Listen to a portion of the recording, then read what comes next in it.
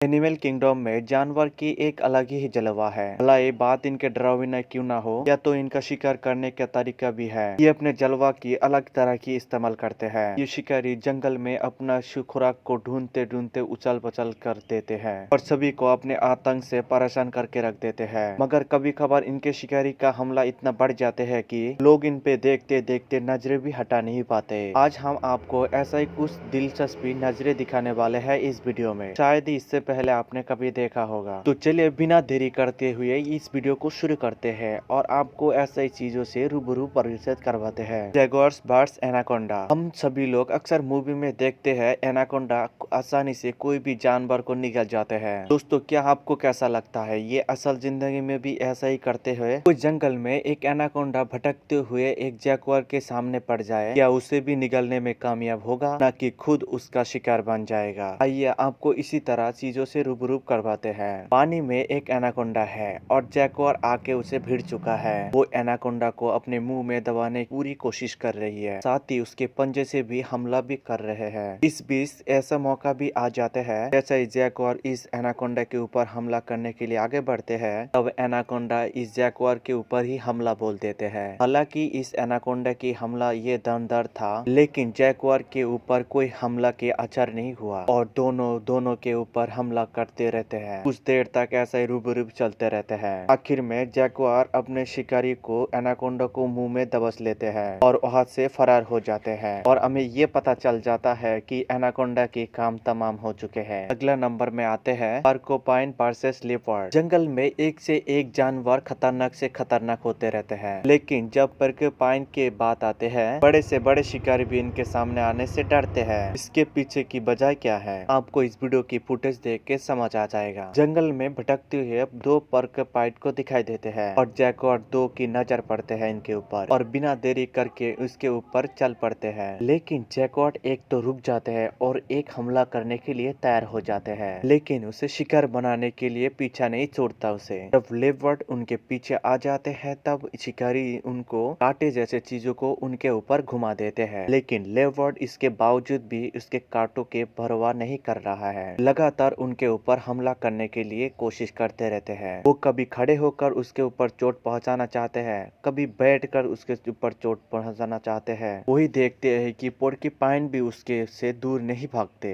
और जिस तरफ लेपर्ड चले जाते हैं उस तरफ कांटे को घुमा देते हैं। आखिरकार लेपर्ड को भी कुछ कांटेदार चीज लग जाते हैं और शिकारी को इस तरह चीज देखकर उसको पता चल जाता है शिकारी उसके हवस के शिकार हो नहीं सकते और वही से पोर्कुपाइन भी वहाँ से फरार हो जाते हैं। अब बात करने जा रहे हैं लायन वर्सेस एलिफेंट। आज एक हथनी के बच्चे को लेकर जंगल में सफर करने के लिए निकल पड़े, लेकिन ये दोनों एक बात को लेकर अनजान है। वो है कि इन दोनों के ऊपर एक बड़ी मुसीबत आने वाले है। लेकिन लायन के झुंड के नजर इनके ऊपर पड़ जाते हैं और उन्हें अपने शिकार बनाने के लिए और निकल भी पड़ते हैं और वही दिखाई देते हैं कि हाथनी को बच्चे लेकर आगे बढ़ते हैं और तभी हाथनी देखते हैं और उसके बच्चे जमीन पर गिर जाते हैं और इसी का मौका देखकर शेर इसके ऊपर हमला बोल देते हैं और धीरे धीरे चारों तरफ घेरने भी लग जाते हैं और तब तक हथिनों को भी गुस्सा आने लग जाते हैं और इधर उधर भगाने लग जाते हैं और हथनी अपने बच्चे को बचाने के लिए एक शेर को भी लड़ाई करने के लिए तैयार हो जाते हैं और इधर उधर भगाते रहते हैं और इसी के हमला को देखकर ये सारे शेर यहाँ से भाग चलते हैं और यही पे हथनी की जीत हो जाती है। ऐसा तो ये चीज अक्सर कम दिखाई देते हैं कि शेर की झुंड ने घेर लिया, वो वहां से फरार हो सके। खैर, इस मामले में हथिनी की दाद देना पड़ेगा। अभी बात करने जा रहे हैं लायन वर्सेस हाइना। हमने तो देखा है यह हाथी और शेर दोनों में लड़ाई होते हुए भी हाथी का जीत हो चुके हैं, लेकिन हाइना के सामने शेर आ जाए तो क्या हो जाता है, ये देखना बहुत ही ज्यादा दिलचस्पी होगा। और एक शेर घास के नीचे शिकारी को देखते हुए दिखाई देते हैं और शिकारी को भी एहसास भी होने नहीं देते,